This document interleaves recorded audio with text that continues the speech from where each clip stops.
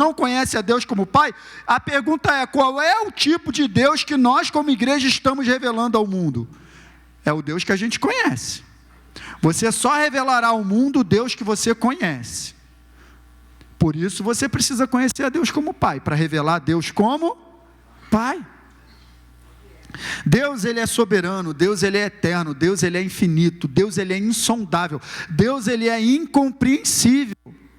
Então seria muito difícil, queridos, com a nossa mente humana, que é muito limitada, nós temos uma visão clara a respeito de Deus. Como que eu vou compreender algo que é incompreensível? Justamente por isso, Deus, na sua infinita graça e misericórdia, Ele se faz pequeno para que nós possamos compreendê-lo. Justamente por isso, Ele entra no corpo de uma pessoa, Ele se faz em forma humana, e Ele vem habitar no nosso meio para que a gente possa entender quem Ele é. Porque se Ele vem na sua glória, a gente não compreende. Quem está entendendo o que eu estou falando? É como, por exemplo, se você quisesse brincar com os peixes dentro de um aquário, mas toda vez que você entrasse no aquário, os peixes saíam correndo de você. Por quê? Porque a tua imagem assusta. Aí você vai lá, se transforma num peixe e entra no aquário, porque o teu prazer está no meio dos peixes. Eles não fogem mais de você.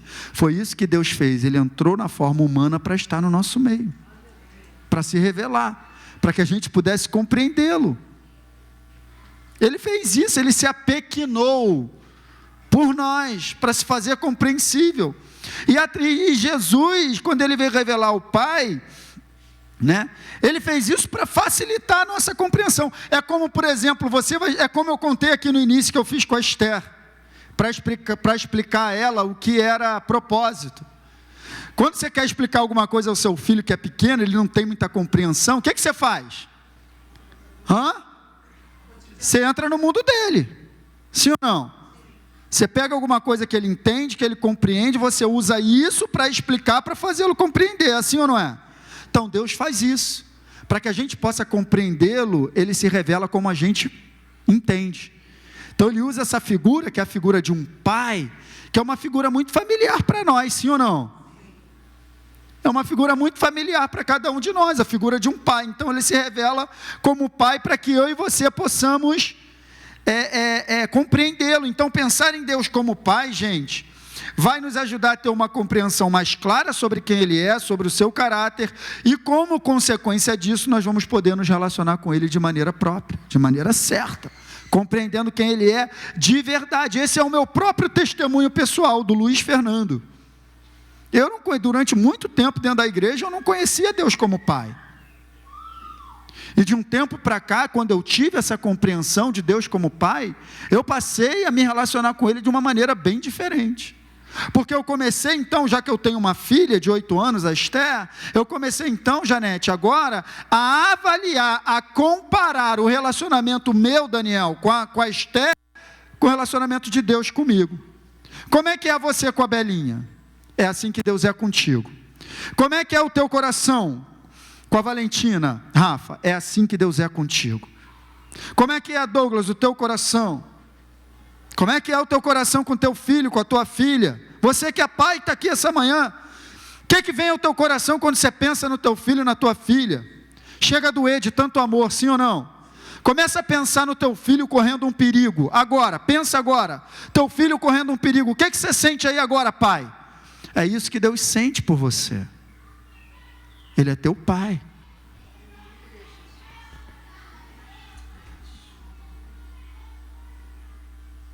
Compreender a Deus como pai vai mudar totalmente a maneira de eu me relacionar com Ele. Olhar para Deus como pai vai mudar completamente a maneira de eu me relacionar com Ele. E é isso que eu quero trazer aqui para você essa manhã. Eu sei que tem muitos pais aqui hoje. Essa mensagem é intencional. Para você, papai.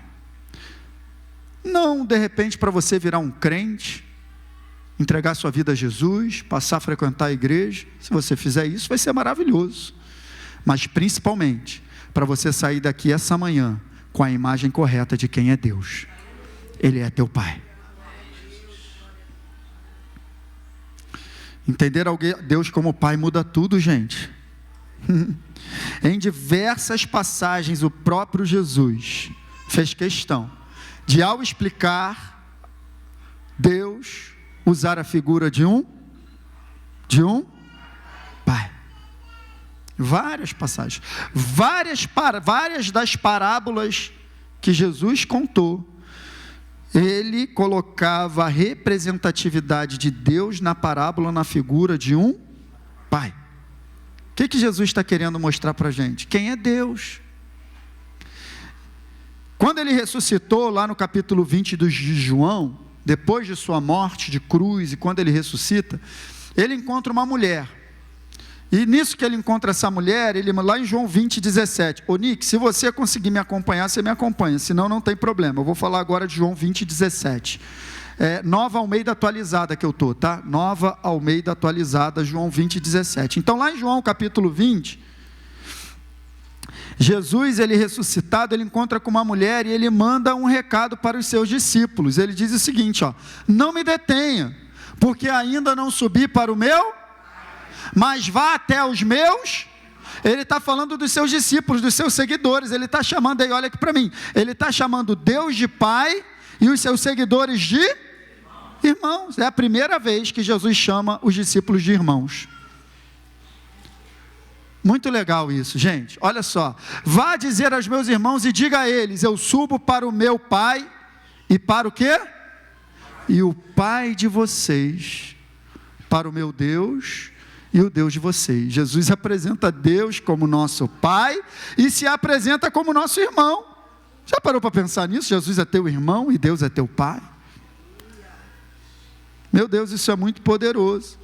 Muito interessante isso. Em outra ocasião, falando também com seus discípulos a respeito de oração, eu vou para Mateus 6,6 agora. Em outra ocasião também, falando com seus discípulos a respeito de oração, ele está dando um ensino a respeito de oração, e ele ensina os seus discípulos a orar. E ele dá, bota para mim, pode botar, ele dá a seguinte declaração: quando você jejuar, não, 6, isso. Mas ao orar, entre no seu quarto e fechada a porta, ore a quem?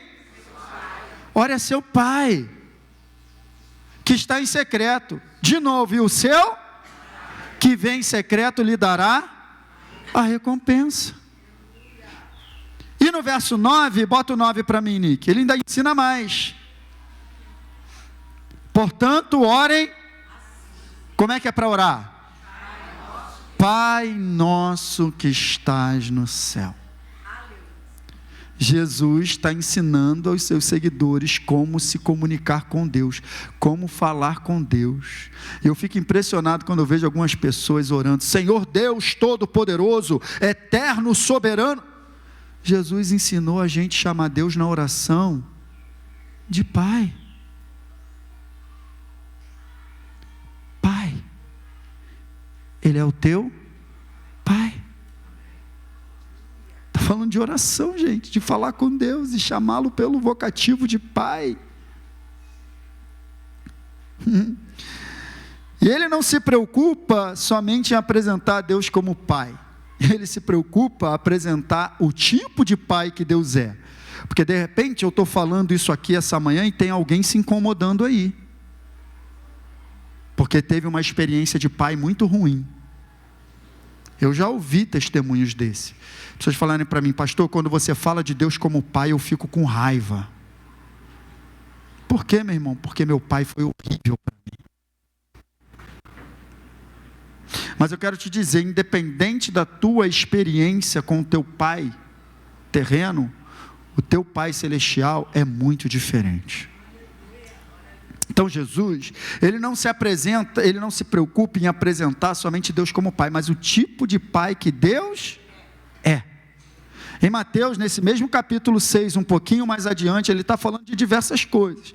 Não estejais ansiosos com o que vocês vão comer, com o que vocês vão beber, com o que vocês vão vestir. Olhe para os lírios do campo, olhe para as aves do céu, não se preocupe com nada. E quando chega no verso 32, bota no 32 para mim, ô Nicolas, Mateus 6, 32, olha só a declaração que ele dá: não se preocupem com nada, porque são os gentios, ou seja, aqueles que não têm aliança, aqueles que não se colocam na posição de filho, é que procuram todas essas coisas, mas o Pai de vocês que está no céu sabe que vocês precisam de todas elas. Então Deus não é só Pai, Deus é um Pai que sabe tudo que a gente precisa e nos supre em tudo que a gente precisa. Esse é o tipo de Pai que Deus é, quem está entendendo? Então, um pai responsável, um pai cuidadoso, um pai que sabe tudo que nós... É um pai que participa. Deus é um pai presente. Deus é um pai responsável. Deus não é um pai que só fez o filho, só... Não, Deus é um pai que está presente. Deus é um pai de verdade. É isso que Jesus está apresentando. E em diversas passagens, Jesus contou histórias. Ele contou parábolas, e ele fazia isso exatamente por causa do que eu já falei aqui, para se fazer compreensível, para trazer o reino de Deus numa esfera mais compreensível a todos. Quem está entendendo isso? E as parábolas de Jesus, todas elas tinham uma ideia central. Toda vez que ele contava uma parábola, ele queria trazer um ensinamento, era algo que ele percebia que as pessoas precisavam aprender, mas ele não era direto, ele não ia direto ao ponto, e ele fazia isso para não ofender, mas ele trazia uma ideia dentro de uma história, dentro de uma parábola. E várias dessas parábolas, ele usou a figura de Deus como pai. E eu quero falar com vocês nessa manhã sobre uma delas. Se encontra lá em Lucas 15, é muito conhecida, é a parábola do filho pródigo. Ele apresenta Deus como pai. E ele conta essa parábola para apresentar o caráter de Deus como pai. Como Deus age. Eu quero começar pelo verso 1, agora tu vai ficar só em Lucas 15 comigo, eu quero começar pelo verso 1, porque o verso 1 relata qual era o público que estava na plateia.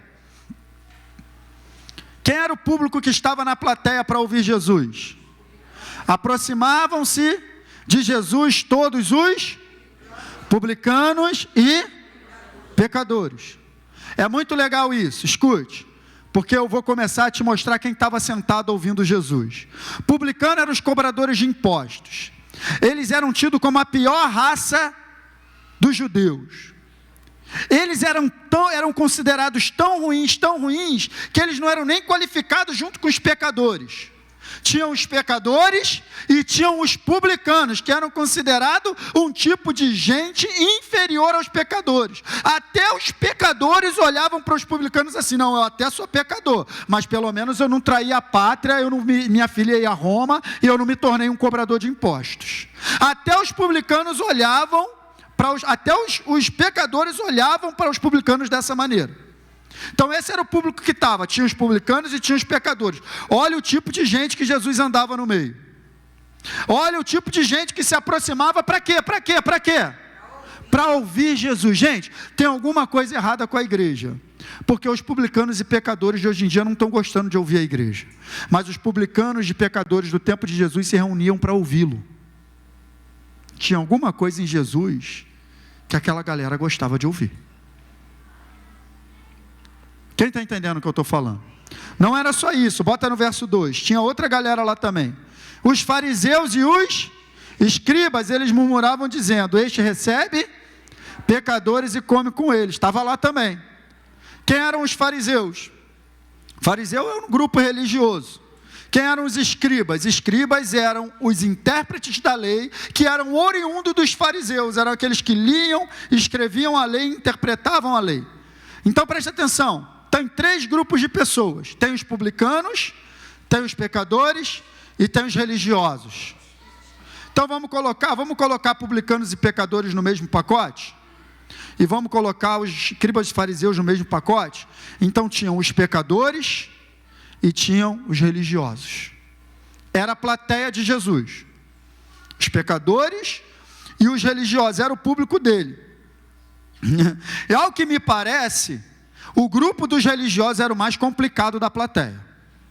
Que é isso, pastor? A igreja é. Porque a Bíblia disse que os pecadores e publicanos tinham ido lá para quê? Para ouvir. Os religiosos estavam fazendo o quê? Murmurando. Os religiosos, como eles eram intérpretes da lei, eles estavam ali só para avaliar o ensino de Jesus. Só para ver o que Jesus ia falar. Eles estavam ali de coração fechado, mas os pecadores e publicanos estavam com o coração aberto. Quem está entendendo até aqui, gente? Então Jesus começa a falar e ele fala 3 parábolas em sequência. Ele fala a primeira parábola de uma ovelha perdida, lembrando que uma parábola é uma história que visa trazer entendimento para quem está ouvindo. Quem está entendendo? Então a parábola é a parábola da ovelha perdida, isso era muito comum para eles. Qual é o homem que, tendo 100 ovelhas, uma se perdendo, não deixa as 99 e não vai buscar? Depois ele conta a parábola de uma moeda que se perdeu. A mulher perdeu uma moeda dentro de casa, uma dracma, parou tudo para achar a moeda. E depois ele conta a parábola de um filho que também se perdeu. Sim ou não? Então, se você juntar as 3 parábolas e você pensar no público que estava ali, você vai entender que o objetivo de Jesus era mostrar como Deus via uma pessoa perdida e qual era o interesse de Deus em encontrar quem havia se perdido. Os religiosos poderiam ter uma imagem dos pecadores errada, e essas 2 primeiras parábolas Jesus está falando com os religiosos, e quem sabe até com os pecadores que julgavam os publicanos, cobradores de impostos. Por quê? Porque no final das 2 primeiras parábolas Jesus compara tanto a ovelha que se perdeu quanto a moeda que se perdeu. Existe uma festa quando são encontrados, e ele diz assim: assim também tem festa no céu quando um pecador se arrepende. Então Jesus, ele está querendo mudar a compreensão dos religiosos como eles olham para os pecadores. Ele está só dizendo o seguinte: enquanto vocês olham, isso está falando com a igreja, enquanto vocês olham para os pecadores como pessoas que estão erradas, estão praticando mal, Deus olha para os pecadores como alguém que está perdido e precisa ser encontrado.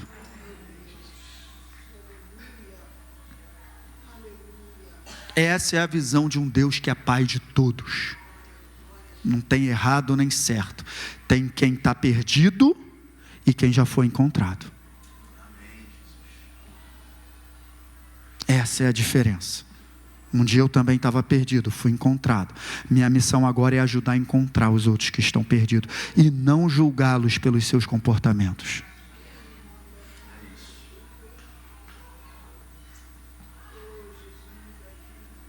Porque é isso que Jesus está falando. Está falando, essas 2 primeiras parábolas ele está falando com os religiosos. E aí depois, ele vai entrar numa terceira parábola, que é a parábola do filho pródigo, que todo mundo conhece, gente. Parábola do filho pródigo, aí ele vai falar com todo mundo, porque todo mundo ali, quer publicano, quer pecador, quer fariseu, quer escriba, eram todos judeus. E a história que ele vai contar mexe muito com o coração dos judeus. E aí ele começa, vamos para o verso 11, Nicolas. Ele começa a história, eu quero ler o verso 11 e 12. Jesus continuou, e aí ele começa a história. Certo homem tinha 2 filhos, verso 12. O mais moço deles disse ao pai: pai, quero que o Senhor me dê a parte dos bens que me cabe. E o que o pai fez? Aqui ele já consegue chocar todo mundo que está ouvindo. Porque talvez, escute, para mim e para você, isso não é muito comum. Tem alguém aqui que está esperando uma herança? É difícil encontrar no nosso meio uma pessoa que esteja esperando para tomar posse de uma herança. É difícil, mas para eles era muito comum. Isso era muito comum no meio deles. Então o que Jesus está falando logo de cara é que tem um filho, gente, olha aqui para mim, que simplesmente não aguentou esperar o pai morrer e pediu a herança com o pai vivo. Já pensou, Rafael? O filho chegar para você: pai, eu sei que eu vou ter direito àquela casa lá, quando o senhor morrer, então me dá logo. Para os judeus isso era uma ofensa tão grande, mas tão grande que era a mesma coisa que o filho dizer: pai, para mim você está morto. Essa primeira parte da história, Jesus já consegue atrair a atenção de todo mundo, porque todos ficam chocados, todos ficam com raiva desse filho, e ao mesmo tempo indignados com o pai. Por que ficam indignados com o pai? O filho pediu e ele fez. Que absurdo! Que tipo de judeu é esse pai? Eu quero que você entre na história comigo. Agora vai piorar um pouquinho, passa para o 13, ô Nicolas. Passados não muitos dias, o filho mais moço, o que ele fez? Ajuntando tudo que era seu, partiu para uma terra distante, e lá desperdiçou todos os seus bens, vivendo de uma forma... Aqui a situação só piora, não é possível. Além desse filho ter pedido herança antecipada, ele pega tudo que é dele, vai embora, e esse pai deixa ele ir embora. Então, a plateia, queridos, está muito revoltada. Está muito revoltada com o filho e muito indignada com o pai. Quem está entendendo, gente? Vai continuar, olha o verso 14. Depois de ter consumido tudo, sobreveio àquele país uma grande, e ele começou a passar. Nesse momento aqui, o público que está ouvindo Jesus começa a ter o seu anseio por justiça satisfeito. Agora ele vai sofrer as consequências da besteira que ele fez. Olha lá, ó. Gastou tudo e agora está passando fome. Bem feito. É isso mesmo que ele merece. Esse filho desnaturado, esse filho que matou o pai antes da hora, esse filho que pegou tudo que o pai tinha que era dele antes da hora e foi embora. Aí, ó, o castigo vem a cavalo. Não é verdade? É isso, era isso mesmo que tinha que acontecer, não é verdade? O comentário no meio do público era esse, gente. Agora ele vai pagar pelo ato de rebeldia dele. Agora ele vai ver o que é bom. O povo começa a ficar... Quem está entendendo? Olha o verso 15. Então foi pedir trabalho a um dos cidadãos daquela terra, e este o mandou. Jesus está contando e o público está ouvindo. E este o mandou para seus campos a fim de cuidar dos porcos. Verso 16. Ali ele desejava alimentar-se da ração. Alfarrobas era a ração que o porco comia. Ração que os porcos comiam, mas ninguém lhe dava. Agora sim. Agora ele está no lugar que ele merece. Porque para você também não faz muita diferença, mas para o judeu, cuidar de porcos era a maior humilhação, era o último estágio que um judeu poderia entrar. Era como se ele chegasse ao fundo do poço e cavasse mais um pouco para ir para baixo do fundo do poço. E agora está todo mundo feliz. E agora está todo mundo satisfeito. Nessa altura, gente, eles poderiam estar achando que o ensinamento de Jesus seria a respeito de um filho que desonra seu pai, qual é o final que ele tem. Se a história acabasse aqui, o ensinamento seria esse. Mas a história não acabou aqui. Porque o ensinamento de Jesus era outro. Estaria muito bom para eles se acabasse aqui, eles estão tranquilos. O filho desonrou o pai e agora colheu o mal que fez. Mas Jesus continuou. Olha só o verso 17. Então, caindo em si, imagine que você está nessa plateia ouvindo a história pela primeira vez. Aqui fica um pouco sem graça que você já conhece o final. Mas imagine-se nessa história imagine-se na plateia ouvindo essa história pela primeira vez. Caindo em si, disse: quantos trabalhadores de meu pai têm pão com fartura, e eu estou aqui morrendo de fome. Ele toma uma decisão, verso 18. Vou me arrumar, voltar para o meu pai e lhe dizer: pai, pequei contra Deus e diante do Senhor.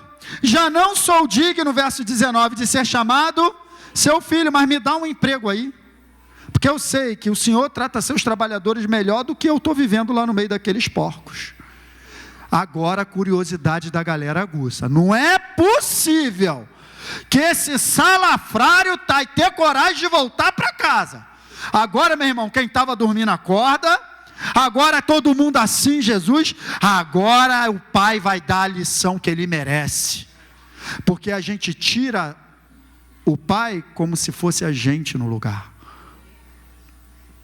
Quantos daqueles que estariam ali na plateia, se acontece uma situação como essa e o filho volta para casa, qual seria a reação? Bem feito. Você não pediu tua herança? Eu não te dei, agora tu te vira, malandro. Vai lá cuidar de porco, esse é o teu lugar, eu não estou morto para você? Seria isso, de repente, que eles estavam esperando que iria acontecer, gente. De repente, isso que alguns deles ali, Rafael, iam fazer. De repente, é isso que alguns de nós aqui essa manhã faríamos, ao receber esse filho de volta. Agora ele vai ter, agora ficou bom. Agora o pai não vai nem olhar para a cara dele. Agora o pai vai dar uma lição nele. Agora o pai vai falar umas boas verdades para ele. Agora ele tem que ouvir. Não tem que ouvir? Tem que ouvir. Ele tem que ouvir, viu o que ele fez? Como é que pode? Agora está cuidando de pouco. Agora caiu em si. Agora está arrependidinho. O povo está clamando por justiça, gente. Verso 20. E arrumando-se, foi para o seu pai. Eu imagino na hora que Jesus ia falando essas palavras, eles esperando. Vinha ele ainda longe, quando seu pai o... é agora. E deu uma surra, falou um monte de verdade, cheio de ira mandou ele embora, e compadecido dele, correndo, o abraçou e o beijou. Imagina a reação desse público. Não é possível! Será que esse pai não sabe que ele estava no meio dos porcos? Será que aquele pai não sabe que ele estava todo sujo? Será que esse pai não sabe que ele estava lidando com porcos? Como é que pode estar abraçando e beijando alguém que está tão sujo? Alguém que veio do meio dos porcos? Como é que pode um pai desse?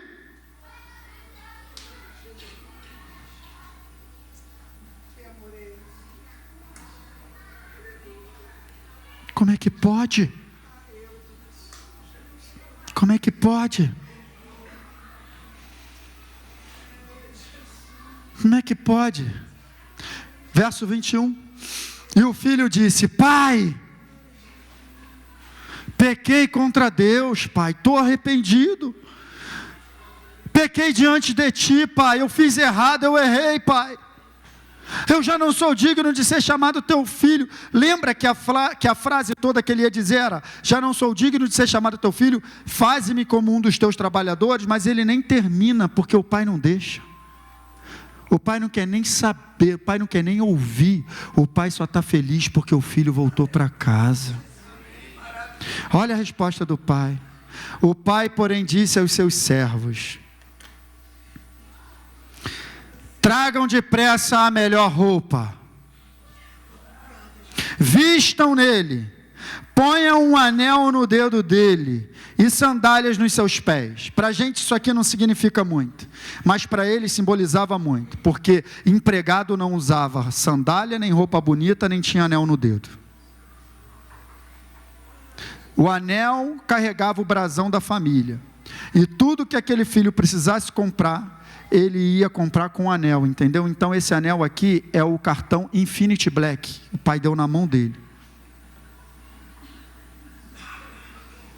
O pai deu na mão dele o cartão.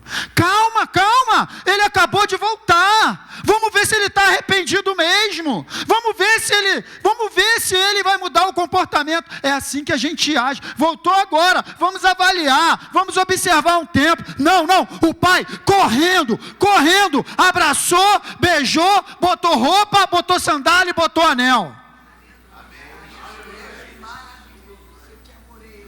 Porque não tem a ver com o que o filho faz, tem a ver com o amor de pai. Não tem a ver com o que o filho faz, tem a ver com o amor de pai. Tem a ver com o amor de pai. Só quem é pai entende quando teu filho faz uma besteira. Não está merecendo. Teu coração está lá cortado porque você quer abençoar, você quer. Quem está entendendo o que eu estou falando, gente? Não parou por aí não, verso 23. Tragam e matem o bezerro, vamos comer e festejar. Por quê? Verso 24. Porque este meu filho estava morto e reviveu. Estava perdido e foi achado. E o churrasco começou. Sabe, queridos, essa história, o alvo dessa história era apresentar para os publicanos, para os pecadores, para os escribas e para os fariseus, o caráter de Deus como Pai. Deus não está olhando para os nossos erros. Como Pai, Ele só nos quer por perto.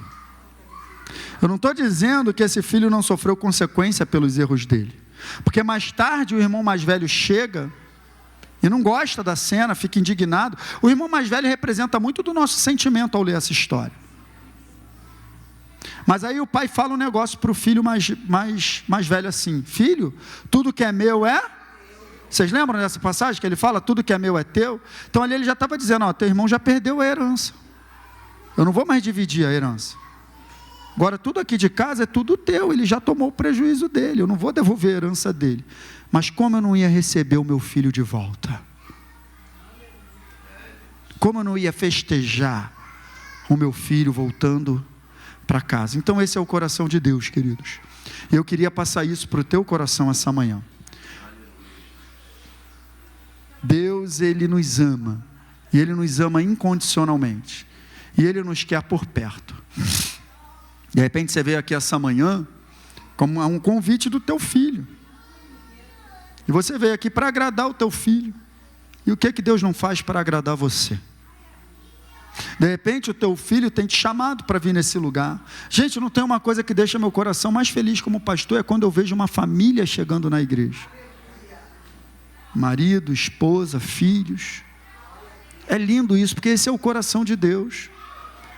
Às vezes teu filho tem te chamado para vir a esse lugar, para você buscar a Deus. Hoje você veio, mas de repente ele tem te chamado mais vezes. Venha mais vezes.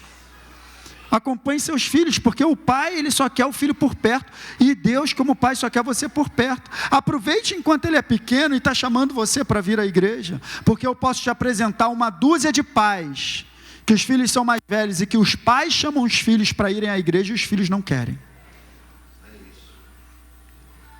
Eu posso te apresentar uma dúzia de pais que os pais hoje chamam os filhos para irem à igreja e os filhos não querem. Então aproveite enquanto teu filho é pequeno e está chamando você para vir, para que quando chegar mais tarde a gente não venha se arrepender. Deus é o nosso Pai. Ele é o teu Pai, e como teu Pai, Ele só quer ter você por perto. Não importa onde você está, não importa o nível de sujeira que você desceu, não importa o quão sujo você é, e eu também, Ele sempre vai estar pronto para nos receber, e para nos dar um abraço e um beijo. Amém, queridos? Bom, vamos assistir as crianças agora. Eu quero que você guarde isso no teu coração, viu? Não vou fazer apelo, mas eu quero que você guarde essa passagem aí, no teu coração, essa mensagem muito especial para o dia de hoje. Amém? Conheça Deus como Pai, teu relacionamento com Ele vai mudar completamente, tá bom? Tá pronto lá? Vê para mim, por favor. Bom, enquanto elas vêm, fique de pé, deixa eu orar por você.